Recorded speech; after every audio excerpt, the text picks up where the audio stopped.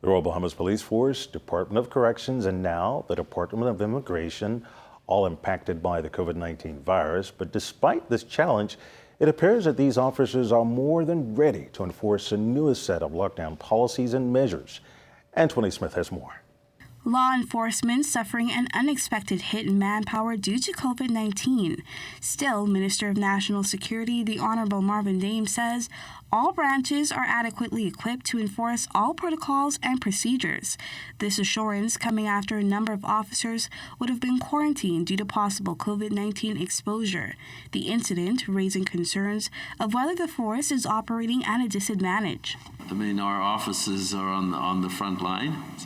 And so one can expect that, given the period that we're in,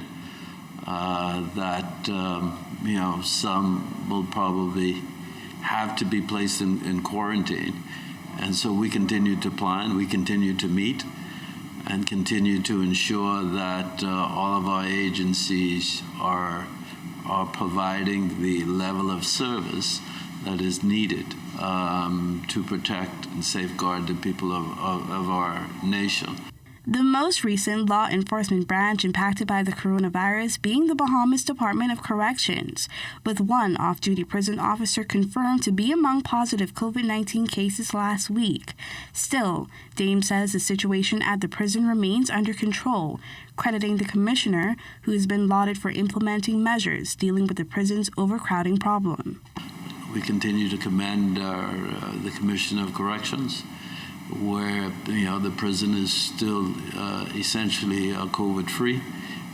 We cannot afford an outbreak at our prison, and we're taking very, very extreme measures to ensure that it remains that way.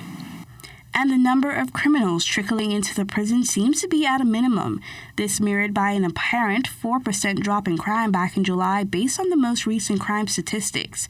Despite such inroads, the Minister of National Security says officers cannot afford to rest on their laurels.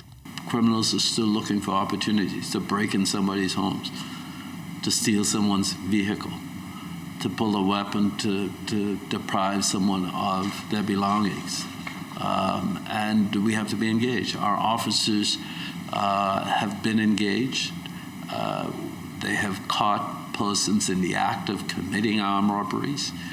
They have caught persons in the act of shootings.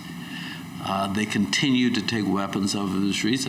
Anthony Smith, ZNS Network News.